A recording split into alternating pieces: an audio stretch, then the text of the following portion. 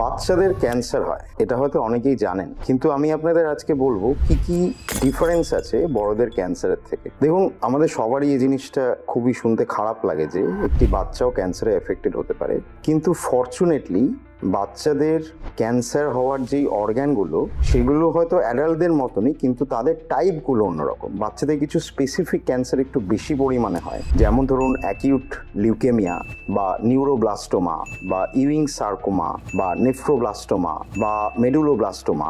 এই সবকটা ক্যান্সারই cure rate যদি দেখি আমরা অনেকটাই বেশি অ্যাডাল্টদের তুলনায়, এবং এই ধরনের ক্যান্সারগুলো যা যাবতীয় ক্যান্সারের ট্রিটমেন্ট আছে, যেমন ধরুন সার্জারি বা রেডিওথেরাপি বা কেমোথেরাপি, তাতে কিন্তু রেসপন্স রেটটা খুব ভালো। কাজেই এটা আমরা সত্যি ফরচুনেট যে বাচ্চাদের ক্যান্সারের ট্রিটমেন্টটা অ্যাডাল্টদের থেকে অনেক বেশি সাকসেসফুল, কারণ আমাদের সবার কাছে বাচ্চারা অনেক বেশি প্রিয়।